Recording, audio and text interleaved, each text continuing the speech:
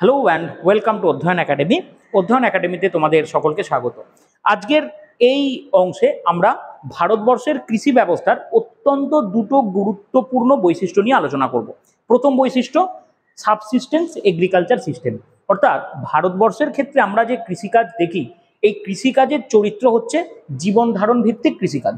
মূলত জীবন ধারণ ভিত্তিক কৃষিকাজ কাকে বলা হয় না, যে কৃষিকাজ আমাদের বেঁচে থাকার যে বেয়ার মিনিমাম নিডস বা মূল রসদ সেটা প্রোভাইড করে, তাকে বলা হয় জীবন ধারণ ভিত্তিক কৃষিকাজ।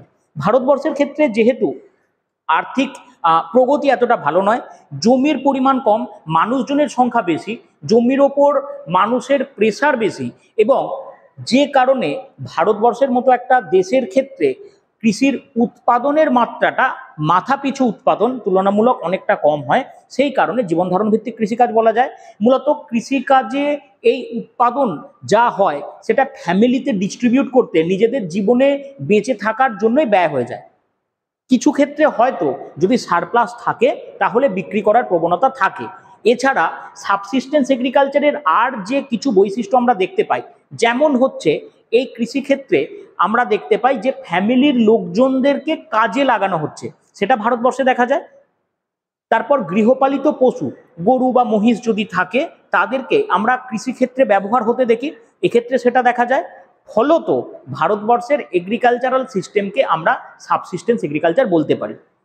হ্যাঁ, এটাও ঠিক যে ভারতবর্ষের এগ্রিকালচারাল সিস্টেম পুরোটা হয়তো সাবসিস্টেন্স নয়, কারণ এখানে আমরা মার্কেট গার্ডেনিংয়ের যে কনসেপ্ট ব্যবহার করি বা যেটাকে বাণিজ্য ভিত্তিক কৃষিকার্য বলা হয়, চা চাষের ক্ষেত্রে কিছুটা তো সেটা দেখা যায় অবশ্যই, বাট প্রিডমিনেন্টলি মেনলি আমরা ভারতবর্ষের সাবসিস্টেন্স এগ্রিকালচার দেখতে পাই। Number one characteristics. Number two, pressure of population, জনসংখ্যা অত্যন্ত বেশি। ভারতবর্ষের ক্ষেত্রে আমরা দেখব টোটাল যে ল্যান্ডমাস সেটা হচ্ছে 2.4% ওয়ার্ল্ডের রেসপেক্টে, এবং টোটাল যে পপুলেশন নিয়ার অ্যাবাউট 17%, 16.8% অ্যাকচুয়ালি। তাহলে এই জনসংখ্যা এই ল্যান্ডমাসের ওপর একটা হিউজ প্রেসার তৈরি করে, জনসংখ্যার প্রেসার আমরা অত্যন্ত বেশি হিসাবে দেখতে পাই। ফলে এটা আমাদের দেশের যে ক্যারিং ক্যাপাসিটি, সেই ক্যারিং ক্যাপাসিটির উপর একটা প্রভাব বিস্তার করে, এবং এই ক্যারিং ক্যাপাসিটির উপর প্রভাব বিস্তার করায় কৃষিজাত উৎপাদন কিন্তু সেটা কম হয়, যেটা আমি বললাম যে মাথাপিছু উৎপাদনের পরিমাণ কম হয়। এটা যে সমস্ত দেশগুলিতে দেখা যায় যে এক্সটেন্সিভ পদ্ধতিতে চাষ হয়, তাদের ক্ষেত্রে জমির পরিমাণ বেশি, জনসংখ্যার পরিমাণ কম, ফলে মাথাপিছু উৎপাদন তুলনামূলক অনেকটা সেই জায়গাতে বেশি হয় ভারতবর্ষের ক্ষেত্রে, যেটা দেখা যায় না।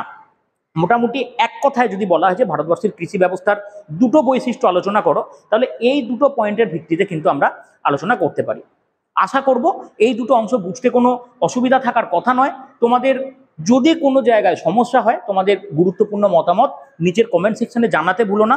আর এই রকমই ছোট ছোট টপিক রিলেটেড আলোচনার জন্য চোখ রাখো অধ্যয়ন একাডেমির অফিসিয়াল ইউটিউব চ্যানেলে।